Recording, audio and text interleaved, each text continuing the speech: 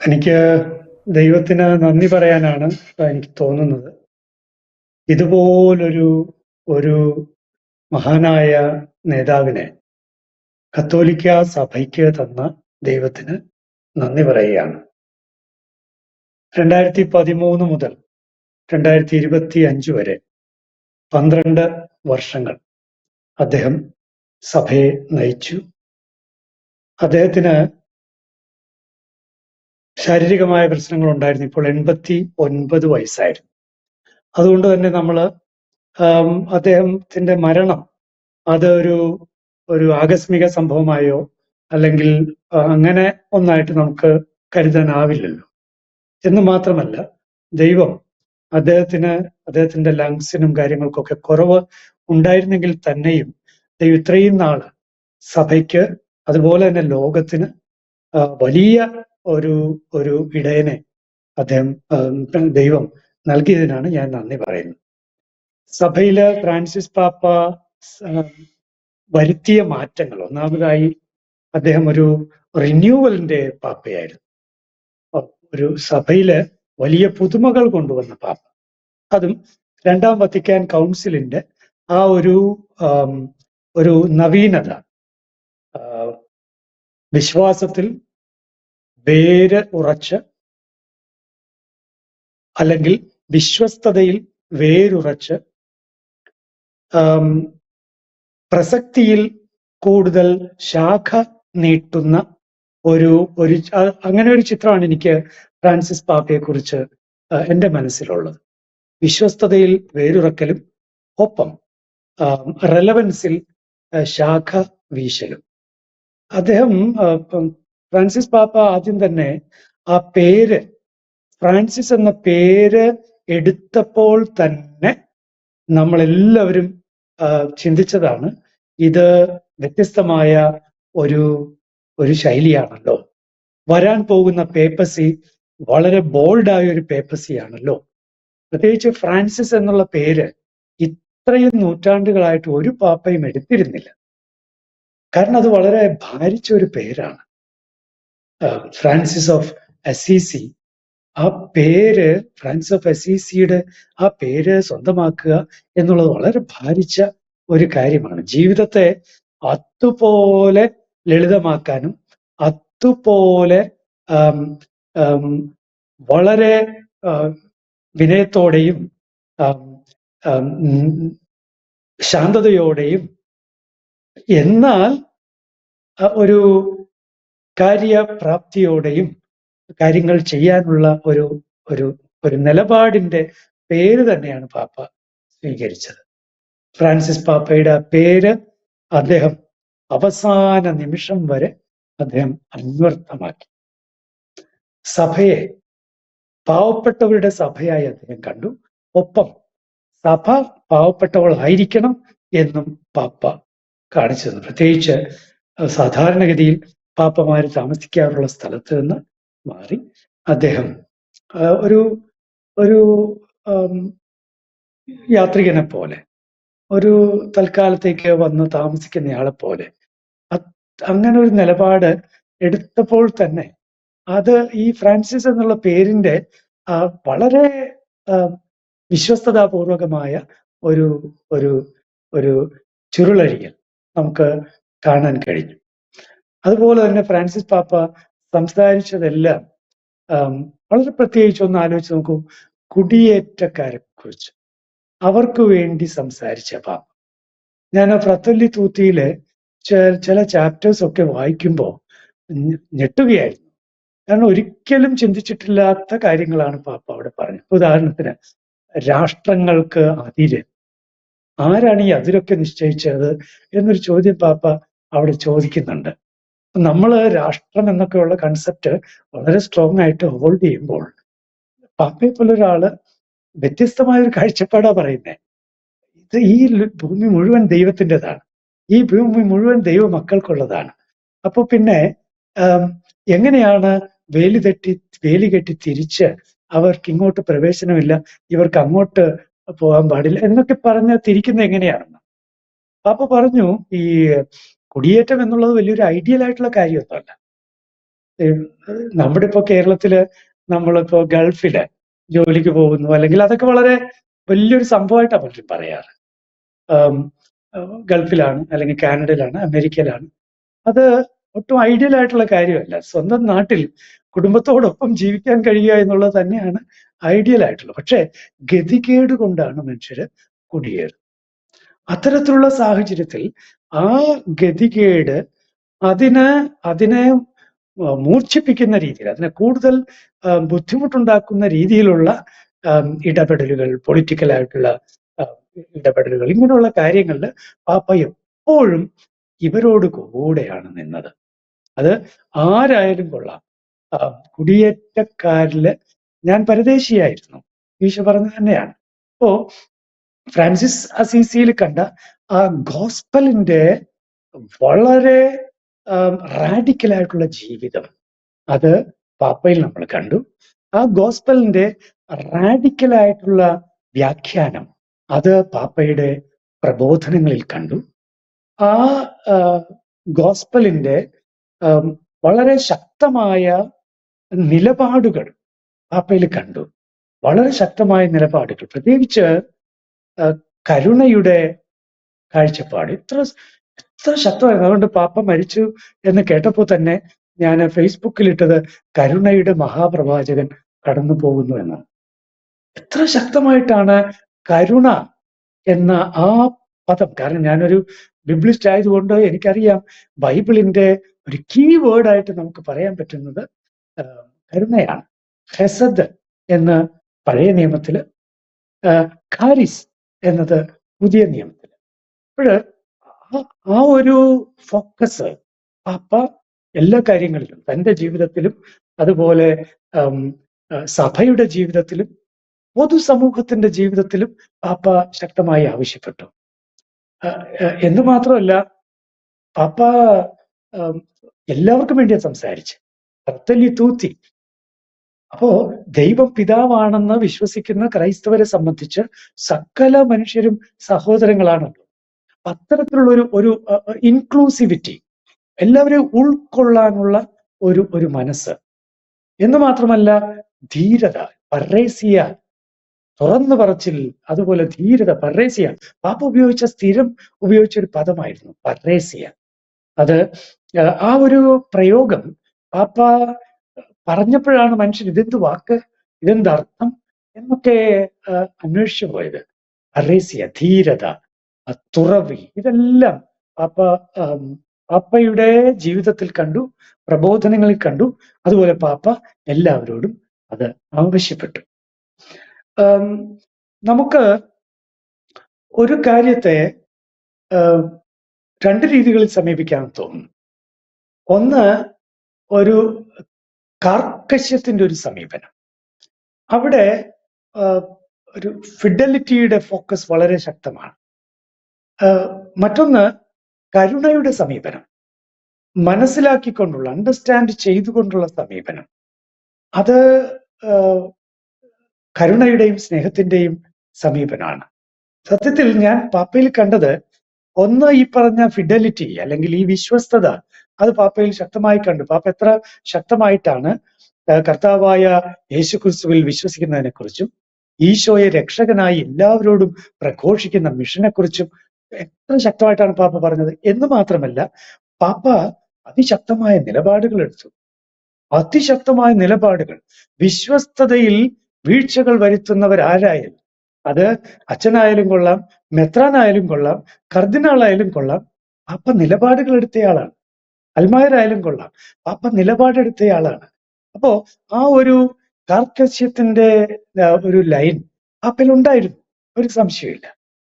എന്നാൽ അതോടൊപ്പം പാപ്പയിൽ കാരുണ്യത്തിന്റെ ആ ഒരു ലൈൻ വളരെ ശക്തമായി ഉണ്ടായിരുന്നു. എന്റെ മനസ്സിൽ വരുന്നത് ഹെബ്രായരുടെ ലേഖനം 2-ാം അധ്യായം 17-ാം വാക്യമാണ്. അവിടെ യേശുവിന്റെ പൗരോഹിത്യത്തെ ലേഖനകർത്താവ് പറഞ്ഞിരിക്കുന്നത് ഈ രണ്ട് പ്രയോഗങ്ങൾ ഉപയോഗിച്ചാണ്: വിശ്വസ്തതയും കാരുണ്യവും. വിശ്വസ്തതയും കാരുണ്യവും. Fidelity and mercifulness. Faithfulness and mercifulness. അപ്പൊ നോക്കുക, ഫ്രാൻസിസ് പാപ്പയില് സത്യം പറഞ്ഞാൽ വിശുദ്ധ ഗ്രന്ഥത്തിന്റെ റാഡിക്കലായിട്ടുള്ള ഒരു ലൈഫ് പാപ്പയില് കാണാൻ സാധിച്ചു എന്ന് മാത്രമല്ല, വിശുദ്ധ ഗ്രന്ഥം സൃഷ്ടപ്രപഞ്ചത്തിന് കൊടുത്തിട്ടുള്ള പ്രാധാന്യം. അപ്പോ സാഹോദര്യം നമുക്ക് മനസ്സിലാവും. സാഹോദര്യം അത് വളരെ കാര്യമായിട്ട്. ഇനി ഈ സാഹോദര്യം മനുഷ്യരുടെ മേഖല കൊണ്ട് തീരുന്നില്ല എന്ന്. ഈ സാഹോദര്യം നമ്മുടെ ഈ ഭൂമി ഒരു കോമൺ ഹോം ആണ്, പൊതു ഭവനമാണ് എന്ന് പറയുമ്പോൾ ഈ ഭൂമിയിലുള്ള എല്ലാവരും സാഹോദര്യത്തിലാണെന്നർത്ഥം. അങ്ങനെ വരുമ്പോൾ പക്ഷികളും മൃഗങ്ങളും പുഴയും മരവും പുല്ലും മേടും മലയും എല്ലാം ഈ സാഹോദര്യത്തിന്റെ തലത്തിൽ വരുന്നു. അപ്പോ പാപ്പയ്ക്ക് അതുകൊണ്ടാണല്ലോ ഈ സാഹോദര്യം ഫ്രാൻസിസ് അസീസി സഹോദരി സഹോദര എന്ന് വിളിച്ച, നോക്കൂ, വളരെ ഫ്രാൻസിസ് പാപ്പയുടെ ജീവിതത്തിൽ വളരെ പ്രകടമായി ഈ ഫ്രാൻസിസ്കൻ സ്പിരിറ്റ്, അദ്ദേഹം ജെസ്യൂട്ട് ആയിരുന്നു എങ്കിലും ഫ്രാൻസിസ് അസീസിയുടെ സ്പിരിറ്റ് അത് വളരെ റാഡിക്കലായ ഗോസ്പൽ സ്പിരിറ്റ് ആണ്. ആ വളരെ റാഡിക്കലായ ഗോസ്പൽ സ്പിരിറ്റ് അദ്ദേഹം തൻ്റെ ജീവിതത്തിൽ കാത്തു സൂക്ഷിച്ചു, അവസാന നിമിഷം വരെ കാത്തു സൂക്ഷിച്ചു. ഇന്നലെ ഈസ്റ്റർ ദിനത്തിൽ ഉർബി എത്ത് ഓർബി ബ്ലെസ്സിങ് വരെ നൽകി എല്ലാം പൂർത്തിയാക്കിക്കൊണ്ടാണ് ഈ ഈസ്റ്റർ ഒക്ടേവിൽ, ഇന്ന് തിങ്കളാഴ്ചയാണല്ലോ, ഈസ്റ്റർ ദിനം പോലെ തന്നെയാണ്. അപ്പോ ഈ 8 ദിവസവും അങ്ങനെ തന്നെയാണ്. ഇനി രസകരമായ കാര്യം എന്താന്ന് വെച്ചാൽ ഈസ്റ്ററിന്റെ 8ാം ദിനം എന്ന് പറയുന്നത് വരുന്ന ഞായറാഴ്ചയാണ്. അത് ദൈവകരുണയുടെ ഞായറാണ്. അപ്പോ ഈ ദൈവകരുണയ്ക്ക് ഇത്ര ശക്തമായി അവതരിപ്പിച്ച ആള്, ഈ ദൈവകരുണയുടെ, ഇപ്പോ ദൈവകരുണയുടെ നൊവേന നടന്നുകൊണ്ടിരിക്കുകയാണെന്ന് ഓർക്കണം. ദുഃഖ വെള്ളിയാഴ്ച ആരംഭിച്ച ദൈവകരുണയുടെ നൊവേന അത് നടന്നുകൊണ്ടിരിക്കുന്ന സമയമാണ്. ഈ ദിവസങ്ങളിൽ പാപ്പ, ഉത്ഥാനത്തിന്റെ ഈ ദിവസങ്ങളിൽ, ദൈവകരുണയ്ക്ക് ഫോക്കസ് ഉള്ള ഈ ദിവസങ്ങളിൽ ഫ്രാൻസിസ് പാപ്പ കാലം ചെയ്യുന്നു എന്ന് പറയുമ്പോൾ വളരെ സിംബോളിക്കാണത്, വളരെ സിംബോളിക്കാണ്. ഉദ്ധിതനിൽ അതിശക്തമായി വിശ്വസിക്കാൻ ആവശ്യപ്പെട്ട പാപ്പ, അതുപോലെ വ്യക്തി ജീവിതങ്ങളിൽ ഉത്ഥാനത്തിന്റെ വെളിച്ചവും തെളിച്ചവും സന്തോഷവും പ്രകടിപ്പിക്കാൻ ആവശ്യപ്പെട്ട പാപ്പ, എവഞ്ചേലി ഗൗതിയും, സുവിശേഷത്തിന്റെ ആനന്ദം. അപ്പോ ഈ ആനന്ദം, റിജോയ്സ്, പാപ്പയുടെ ഫോക്കസുകളെല്ലാം നോക്കിയാൽ വളരെ രസകരമായിരുന്നു. അതിൻ്റെ എല്ലാം അടിത്തറ ഏതാണെന്ന് ചോദിച്ചാൽ പാസ്കൽ മിസ്റ്ററീസ് ആണ്, പ്രത്യേകിച്ച് റിസറക്ഷൻ ആണ്. അപ്പോൾ ഈ ആനന്ദത്തിന്റെ തലം, ഈ ഒരു നോക്കുക, അതെല്ലാം വളരെ പ്രകടമായിരുന്നു, പാപ്പയിൽ വളരെ പ്രകടമായിരുന്നു ആനന്ദത്തിന്റെ തലം. ഒരു ചിരിക്കുന്ന പാപ്പ, നമ്മള് നേരത്തെ പുഞ്ചിരിക്കുന്ന പാപ്പ എന്ന് വിളിക്കപ്പെട്ടിരുന്നത് ജോൺ പോൾ ഒന്നാമൻ പാപ്പയായിരുന്നു. ഒരുപക്ഷെ അതുപോലെ പുഞ്ചിരിക്കുന്ന ഒരു പാപ്പയെ സ്ഥിരം നമ്മൾ ഫ്രാൻസിസ് പാപ്പയിൽ കണ്ടു. എനിക്ക് ദൈവത്തോട് നന്ദി പറയാൻ തന്നെയാണ് ഈ സമയം തോന്നുന്നത്. ഇതുപോലെ വളരെ റാഡിക്കലായി ഗോസ്പൽ ജീവിച്ച ഒരു പാപ്പയെ തന്നതിന്, ലോകം മുഴുവനോടും സംവദിക്കാൻ കഴിയുള്ള ഒരു പാപ്പയെ തന്നതിന്. തീർച്ചയായിട്ടും അച്ഛൻ പറഞ്ഞ കാര്യങ്ങൾ, അതായത് കരുണയുടെ ഈ ഒരു ആഴ്ച, കരുണയുടെ ഞായറാഴ്ചയാണ് വരുന്നത്. മാർപ്പാപ്പയുടെ ഈ സംസ്കാരം കരുണയുടെ ഞായറാഴ്ച തന്നെ വരുമോ? എനിക്ക് അറിഞ്ഞുകൂടാ, പക്ഷെ ഏറ്റവും പറ്റിയത് ആ ദിവസമായിരിക്കും എന്നാണ് എനിക്ക് അഭിപ്രായമുള്ളത്. ഫ്രാൻസിസ് പാപ്പയുടെ ഫ്യൂണറല് കരുണയുടെ ഞായറാഴ്ച തന്നെ നടക്കുന്നതായിരിക്കും ഏറ്റവും അർത്ഥവത്തായ ഒന്ന് എന്നാണ് എൻ്റെ അഭിപ്രായം. തീർച്ചയായിട്ടും വെച്ചാൽ കരുണയുടെ പാപ്പയ്ക്ക് കരുണയുടെ ആ ഒരു ദിവസം തന്നെയുള്ളൊരു സ്വർഗത്തിലേക്കുള്ളൊരു പ്രവേശനം, അല്ലെങ്കിൽ നിത്യതയിലേക്ക് അദ്ദേഹം എത്തുന്നു എന്ന് പറയുന്നത് തന്നെ വളരെ എന്താ പറയുക, കോയിൻസിഡൻസ് അതൊന്നും പറയാൻ പറ്റില്ല. ആ ഒരു ദിവസം അത് അദ്ദേഹം അർഹിക്കുന്നുണ്ട്. മറ്റൊരു കാര്യം അച്ഛാ ഞാൻ ചോദിക്കാനുള്ളത്, കരുണയെക്കുറിച്ച് അച്ഛൻ പറഞ്ഞു പിതാവിനോട്, പക്ഷേ ആ ഒരു കരുണയുടെ പേരിൽ അദ്ദേഹത്തിന് ഒരുപാട് വിവാദങ്ങൾ, അല്ലെങ്കിൽ അദ്ദേഹത്തിന് ഒരുപാട് പഴി കേൾക്കേണ്ടതായി വന്നിട്ടില്ലേ? ഒരുപാട് പേര്, പ്രത്യേകിച്ച് ക്രൈസ്തവ വിശ്വാസികൾ പോലും അദ്ദേഹത്തെ വളരെ മോശമായ രീതിയിൽ വിമർശിക്കുന്നതായിട്ട് നമ്മൾ സമൂഹ മാധ്യമങ്ങളിലൂടെ എല്ലാം കണ്ടിട്ടുണ്ട്. കാരണം അദ്ദേഹം അഭയാർത്ഥികൾക്ക് വേണ്ടി സംസാരിക്കുന്നു, കുടിയേറ്റക്കാർക്ക് വേണ്ടി നിലകൊള്ളുന്നു. മാർപ്പാപ്പയായ അന്ന് സംസാരിച്ചത് പാർശ്വവൽക്കരിക്കപ്പെട്ടവർക്ക് വേണ്ടി സഭ നിൽക്കണമെന്നാണ്. മരണത്തിന് തൊട്ടു മുമ്പുള്ള തലേ ദിവസവും അമേരിക്കൻ വൈസ് പ്രസിഡന്റ് JD വാൻസിനെ കണ്ടപ്പോഴും അദ്ദേഹം പറഞ്ഞത് ഇതേ കാര്യം തന്നെയാണ്, കുടിയേറ്റക്കാർക്ക് വേണ്ടി നിൽക്കണമെന്ന്. അങ്ങനെ കുടിയേറ്റക്കാർക്ക് വേണ്ടി അല്ലെങ്കിൽ പാർശ്വവൽക്കപ്പെട്ടിരിക്കുന്നു വേണ്ടി, പാവപ്പെട്ടവർക്ക് വേണ്ടി, അഭയാർത്ഥിക്ക് നിന്നതിൻ്റെ പേരിൽ എനിക്കൊന്ന് അന്തിക്രിസ്തു എന്ന പേര് പോലും അദ്ദേഹത്തിന് വേണ്ടി ചാർത്തി കൊടുത്തിട്ടുണ്ട്. അപ്പോൾ ഇതിനൊക്കെ എങ്ങനെ കാണുന്നു ഈ ഒരു ക്രൈസ്തവർ പലപ്പോഴും ഈ ഒരു നിലപാടിൽ അദ്ദേഹത്തെ വിമർശിച്ചതിനെ? അതില് ഫ്രാൻസിസ് പാപ്പയായി ഉത്തരവാദിത്വം ഏറ്റെടുത്ത ആ തുടക്ക നിമിഷം മുതൽ പാപ്പയ്ക്കെതിരെ ശക്തമായ ഒരു ലോബിയിങ് നടന്നിട്ടുണ്ട്. അത് ഒന്നാമത്തേത് ഒരു വിശ്വാസപരമായ ഒരു ലൈനിലായിരുന്നു. പ്രത്യേകിച്ച് നമുക്കറിയാമല്ലോ, ഈ റെമനന്റ് ചർച്ച് എന്ന് പറയുന്ന ഒരു കൂട്ടര് പാപ്പ ഫ്രാൻസിസ് പാപ്പയല്ല എന്ന ഒരു നിലപാടുമായിട്ട് മുന്നോട്ട് വന്നു. ഒരു അയർലൻഡുകാരി മരിയ കാർബറി, അതെ മേരി കാർബറി, ആ ഒരു ലേഡിയാണ് തനിക്ക് ദർശനം ഉണ്ടായെന്നും ബെനഡിക്റ്റ് പാപ്പയാണ് അവസാനത്തെ പാപ്പയെന്നും ഒക്കെ പറഞ്ഞ് ഫ്രാൻസിസ് പാപ്പ അന്തിക്രിസ്തു എന്നല്ല അവര് പറഞ്ഞത്, അന്തിപ്രവാചകൻ എന്നാണ്. അപ്പോ ഇനി അന്തിക്രിസ്തു വരുമെന്നും എന്നിട്ട് ഈ അന്തിപ്രവാചകൻ അന്തിക്രിസ്തുവിനോട് ചേരുമെന്നും അങ്ങനെ അതോടുകൂടി ഇവിടെ എല്ലാം പ്രശ്നമാവും എന്നൊക്കെ പറഞ്ഞ് അതുപോലൊരു, എന്തിന് കേരളത്തിൽ പോലും, നമ്മുടെ ഈ കൊച്ചു കേരളത്തിൽ പോലും അത്തരത്തിലുള്ള സംഘങ്ങൾ ഇവിടെ ഉണ്ടായിരുന്നു എന്നതാണ് അവശിഷ്ട സഭ എന്ന പേരിൽ. എന്ന് മാത്രമല്ല, ദ ബുക്ക് ഓഫ് ട്രൂത്ത് എന്ന് പറയുന്ന ഒരു പുസ്തകം ഇവിടെ ഫ്രീ ആയിട്ട് എല്ലായിടത്തും കൊടുക്കുന്ന ഒരു രീതി പോലും ഉണ്ടായിരുന്നു. അയർലൻഡിൽ നിന്ന് ഇവിടെ ആളുകൾ വന്ന് ഇവിടെ ചില ക്ലാസ്സുകൾ എടുക്കുകയും ഗ്രൂപ്പുകളെ ശക്തിപ്പെടുത്തുകയും ഒക്കെ ചെയ്യുകയും ചെയ്തിട്ടുണ്ട്. അപ്പോ ഒന്ന്, പാപ്പ ശരിക്കും ഒരു കാൽവരി കയറുന്ന പേപ്പസി, അങ്ങനെയാണ് ഞാൻ ഒരിക്കലും എഴുതിയത്.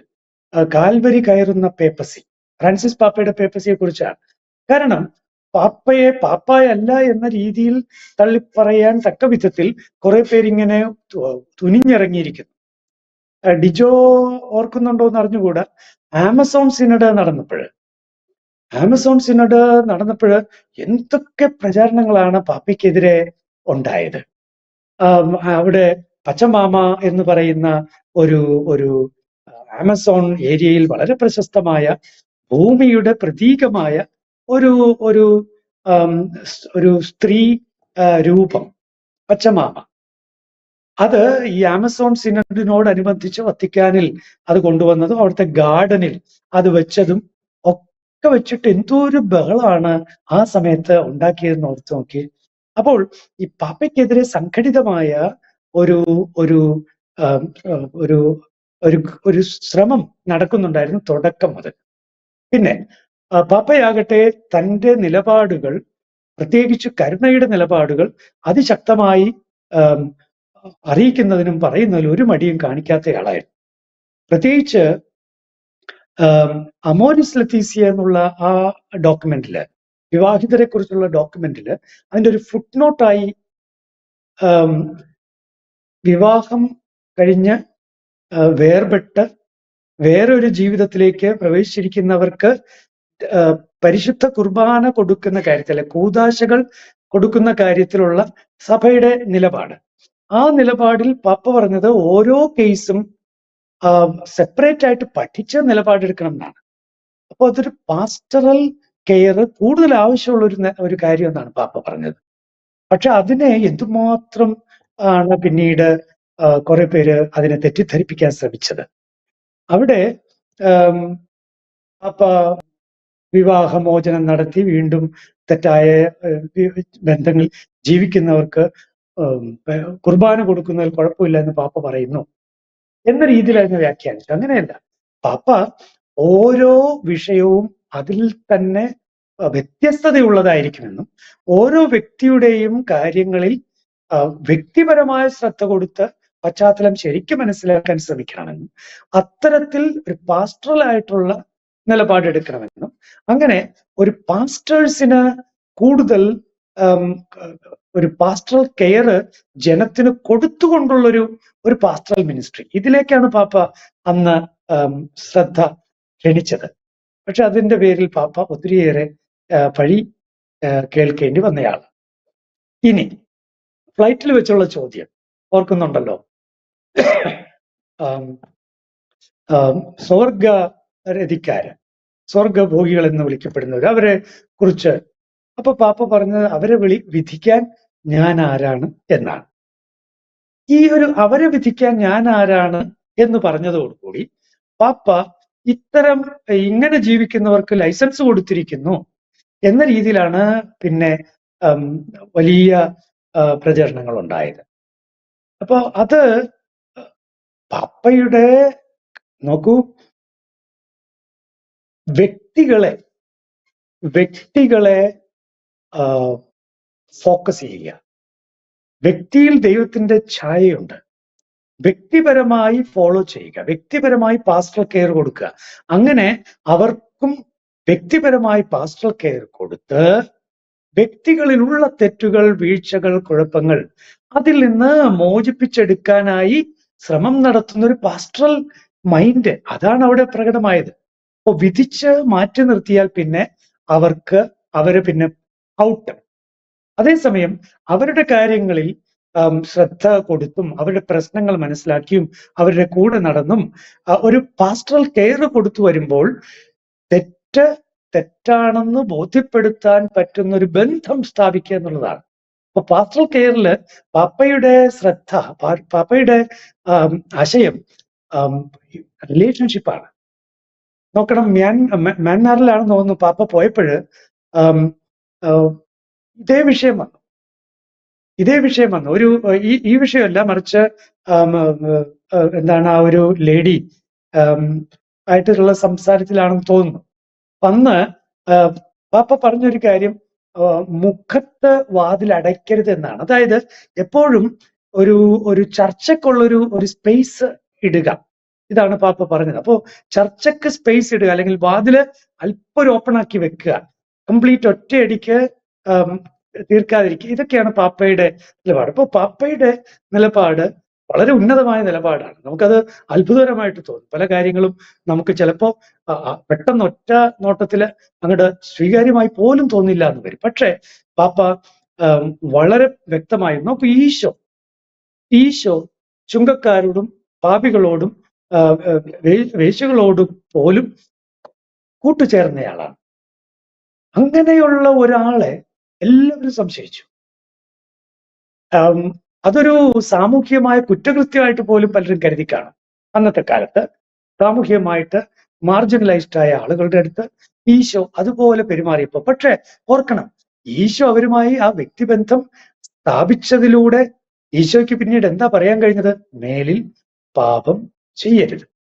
അപ്പോൾ ഈ ഒരു പാസ്റ്ററൽ സ്റ്റൈലാണ് പാപ്പ എല്ലാവർക്കുമായി കൊണ്ടുവരാനായിട്ട് അല്ലെങ്കിൽ നിർദ്ദേശിക്കാനായിട്ട് ശ്രമിച്ചത് എന്നാണ് എനിക്ക് തോന്നുന്നത്. പക്ഷെ പലപ്പോഴും പാപ്പ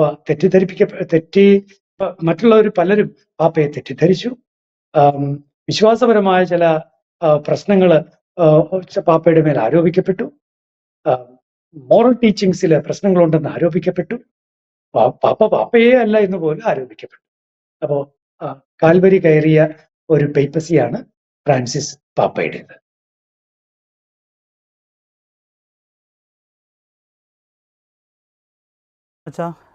വ്യക്തമാണ്. ഇനിയുള്ള കാര്യങ്ങൾ വത്തിക്കാനിൽ എന്നെങ്ങനെയായിരിക്കും എന്നുള്ളതിനെ കുറിച്ച് അറിയാമോ? നമുക്കറിയാമല്ലോ, ഏതായാലും ഇനി ഫ്യൂണറലാണ് ഇനി നിശ്ചയിക്കാനുള്ളത്. അതിന് തീർച്ചയായിട്ടും സമയം വേണ്ടി വരും. ഒരുപക്ഷെ 3 മുതൽ 6 വരെ ദിവസങ്ങൾ ഒക്കെ ആയേക്കാം. അത് ഏതായാലും ഇനി കർദിനാൾ സംഘം തീരുമാനിക്കും, നമ്മൾ അറിയും. അപ്പോ ഫ്യൂണറലാണ്. പാപ്പ ഓൾറെഡി തന്റെ ഫ്യൂണറൽ എങ്ങനെയായിരിക്കണം എന്ന് ഓൾറെഡി പാപ്പ പറഞ്ഞു വെച്ചിട്ടുണ്ടല്ലോ. അത് മരിയ മജ്ജോറെ ബസിലിക്കയിലായിരിക്കണം.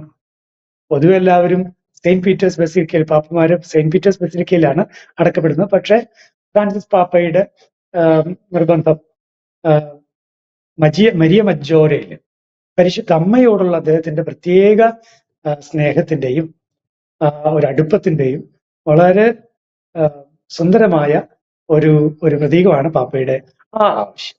എന്ന് മാത്രമല്ല, ഫ്യൂണറൽ സർവീസ് അത് ഒത്തിരി പോംപസ് ആക്കരുത് എന്ന് പാപ്പ കൃത്യം പറഞ്ഞിട്ടുണ്ട്. പ്രത്യേകിച്ച് പാപ്പ പറഞ്ഞിട്ടുള്ളത് ഒത്തിരി പെട്ടികൾ അങ്ങനെ ഒക്കെ വെച്ച് അതിന്റെ ആവശ്യമില്ല. പാപ്പ പറഞ്ഞത് ഡിഗ്നിറ്റിയോടുകൂടി, സാധാരണ ഏത് മനുഷ്യനെയും പോലെ ഒരു ഡിഗ്നിറ്റിയോടുകൂടിയുള്ള ഫ്യൂണറല്, അല്ലാതെ വലിയൊരു ഹീറോ പരിവേഷം അല്ലെങ്കിൽ അങ്ങനെ പാപ്പ അത് ആഗ്രഹിക്കുന്നില്ല എന്ന് കൃത്യമായിട്ട് പറഞ്ഞിട്ടുണ്ട്. അപ്പൊ അതുകൊണ്ട് ഫ്യൂണറൽ സർവീസ്. പിന്നെ നമുക്കറിയാമല്ലോ, ഇപ്പൊ ഓൾറെഡി കമർലിംഗോ അത് പ്രഖ്യാപിച്ചു, ഇന്ന് രാവിലെ മരണം സ്ഥിരീകരിച്ചു. പിന്നെ റിങ്ങും അത് ഒടിക്കും, അറിയാമല്ലോ, കാരണം അത് ഒപ്പ് വെക്കുന്ന സീൽ വെക്കുമായിട്ട് അതുമായിട്ട് ബന്ധമുള്ളു. അപ്പൊ അതെല്ലാം ഒടിക്കും, അതെല്ലാം ഓൾറെഡി കഴിഞ്ഞിട്ടുണ്ടാവും. പിന്നെ ഇനിയുള്ളത് കർദിനാൾ സംഘമായിട്ടുള്ള ബന്ധപ്പെടലും കാര്യങ്ങളൊക്കെ ആയിരിക്കും ഫ്യൂണറല്. പിന്നീട് കോൺക്ലേവ് ആരംഭിക്കണം, പുതിയ പാപ്പയെ തിരഞ്ഞെടുക്കണം. അപ്പോ ഏതായാലും അതൊരു 20 ദിവസം കഴിഞ്ഞിട്ട് ആയിരിക്കും, അല്ലെങ്കിൽ 15 ദിവസമോ 20 ദിവസമോ കഴിഞ്ഞിട്ടായിരിക്കും എന്നാണ് മനസ്സിലാക്കാൻ കഴിയുന്നത്. കൂടുതലായി പറയാൻ ഇപ്പോൾ എൻ്റെ കയ്യിൽ അതിനുള്ള ഇൻഫർമേഷൻ ഇല്ല. എനിക്ക് തോന്നുന്നു സഭയുടെ 266-ാമത്തെ മാർപ്പാപ്പ ഫ്രാൻസിസ് മാർപ്പാപ്പയെ പോലെ ഒരു മാർപ്പാപ്പയെ ഇനി കിട്ടുമോ എന്നുള്ളത് സംശയകരമാണെന്ന് തോന്നുന്നു. കാരണം 266-ാമത്തെ മാർപ്പാപ്പ വന്നപ്പോഴാണ് ഒരു മാർപ്പാപ്പയ്ക്ക് സഭയിലുണ്ടാവേണ്ട പല കാര്യങ്ങളും അദ്ദേഹം മാറ്റം കുറിച്ചു. അതായത് താമസ സ്ഥലം, അദ്ദേഹത്തിൻ്റെ വാഹനം, ഒരു മാർപ്പാപ്പയുടെ ആ ഒരു സിംഹാസനം, അങ്ങനെ നമുക്ക് അദ്ദേഹം സ്ഥാനം ഏറ്റെടുത്തപ്പോൾ മുതൽ ഒരുപാട് മാറ്റങ്ങൾ കൊണ്ടുവന്നു. അത് തൻ്റെ മരണത്തിൽ പോലും അദ്ദേഹം ആ ഒരു മരണത്തിൻ്റെ കർമ്മങ്ങളിൽ മാറ്റങ്ങൾ വരുത്തി. പക്ഷേ ബെനഡിക്ട് മാർപ്പാപ്പയുടെ മരണത്തിൽ അദ്ദേഹം എല്ലാവിധ ഒരു മാർപ്പാപ്പയുടെ മരണം എങ്ങനെയാണോ അതുപോലെ തന്നെ കൊടുക്കാൻ അദ്ദേഹം ശ്രദ്ധിക്കുകയും ചെയ്തു, അല്ലേ? അതെ. അപ്പോ നമുക്ക് സഭയെ നയിക്കുന്നത് പരിശുദ്ധാത്മാവാണ്. നമ്മൾ ആരും വിചാരിച്ചില്ല ലാറ്റിൻ അമേരിക്കയിൽ നിന്ന് ഒരു പോപ്പ് വരുമെന്നും ഇതുപോലുള്ള വിപ്ലവകരമായ മാറ്റങ്ങൾ സഭയിൽ കൊണ്ടുവരും നമ്മൾ ആരും വിചാരിച്ചില്ലല്ലോ. ഒരിക്കലും ഇതിനു മുമ്പ് വിചാരിച്ചിരുന്നില്ല. പക്ഷെ നോക്കൂ, സഭയ്ക്ക് ഓരോ കാലഘട്ടത്തിലും ആവശ്യമുള്ള ആളുകളെ ദൈവത്തിന്റെ ആത്മാവ് തരും. അപ്പൊ അത് ആ ഒരു ബോധ്യമാണ് എനിക്കുള്ളത്. അതുകൊണ്ട് ഈ ഒരു കാലഘട്ടത്തിൽ പാപ്പയെ പോലെ, ഫ്രാൻസിസ് പാപ്പയെ പോലുള്ള ഒരാളുടെ വരവ് അത് തീർച്ചയായും ആവശ്യമായിരുന്നു. ഇനി തുടർന്നുള്ള കാലഘട്ടത്തിലേക്ക് കർത്താവ് ഏറ്റവും പറ്റിയ പാപ്പയെ തന്നെ നമുക്ക് തരും. അങ്ങനെ കരുതാനാണ് എനിക്കിഷ്ടം. അച്ഛാ, അവസാനമായ ഒരു ചോദ്യം, ഫ്രാൻസിസ് മാർപ്പാപ്പയുമായി ഏതെങ്കിലും തരത്തിലുള്ളൊരു പേഴ്സണൽ വ്യക്തിപരമായ ഒരു അനുഭവം അച്ഛന് പങ്കുവയ്ക്കാനുണ്ടോ? ഇല്ല, എനിക്ക് ഇല്ല. കാരണം ഞാൻ റോമിൽ നിന്ന് പഠനം കഴിഞ്ഞ് പോരുന്നത് 2008-ലാണ്. അതിനുശേഷം അപ്പോൾ എനിക്ക് ജോൺ പോൾ രണ്ടാമൻ പാപ്പയുമായും ബെനഡിക്റ്റ് പാപ്പയുമായിട്ടും കണ്ടുമുട്ടാനും അവരുടെ ബ്ലെസ്സിങ് വാങ്ങാനും ഒക്കെ അവസരം ഉണ്ടായിട്ടുണ്ട്. പക്ഷെ ഫ്രാൻസിസ് പാപ്പയുടെ ക്ഷമിക്കണം, ഞാൻ വിട്ടുപോയി. 2015 അപ്പൊ 2008 ഞാൻ ഇങ്ങോട്ട് പോന്നു. 2015 KCBC ബൈബിൾ കമ്മീഷന്റെ സെക്രട്ടറി ആയിരിക്കെ റോമില് നടന്ന മീറ്റിങ്ങില് കാത്തലിക് ബിബ്ലിക്കൽ സൊസൈറ്റി ഉണ്ട്. അപ്പോ അതിന്റെ ഒരു ഇന്റർനാഷണൽ മീറ്റിങ്ങില് ഞാൻ റോമില് പോയിരുന്നു പങ്കെടുക്കാൻ. ആ മീറ്റിങ്ങിന്റെ മെമ്പേഴ്സ് എല്ലാവരും കൂടി പാപ്പയെ കണ്ട് പാപ്പ ഞങ്ങളോട് സംസാരിച്ചു. ബൈബിൾ പാസ്റ്റൽ മിനിസ്ട്രിയെ കുറിച്ചൊക്കെ സംസാരിച്ചു, ഞങ്ങളെ ബ്ലസ് ചെയ്തു. അപ്പൊ അങ്ങനെ ഒരു അനുഭവമുണ്ട്. തീർച്ചയായിട്ടും ഞാനത് മറന്നുപോയി ആദ്യം. ഓക്കെ. എന്തായാലും ഇത്ര നേരം അച്ഛൻ ഞങ്ങളോടൊപ്പം ഫ്രാൻസിസ് മാർപ്പാപ്പയെ കുറിച്ചും അദ്ദേഹത്തിൻ്റെ ധീര നിലപാടുകളും അദ്ദേഹവുമായി ബന്ധപ്പെട്ട ഓർമ്മകളെല്ലാം പങ്കുവച്ചതിന് ഒരുപാട് നന്ദി അച്ഛാ. തുടർന്നും ഇനിയുള്ള ദിവസങ്ങളിൽ ഇതുമായി ബന്ധപ്പെട്ട കാര്യങ്ങളിൽ ഞങ്ങൾ അച്ഛനുമായി വീണ്ടും ബന്ധപ്പെടുന്നതാണ്. ഒരുപാട് നന്ദി അച്ഛാ.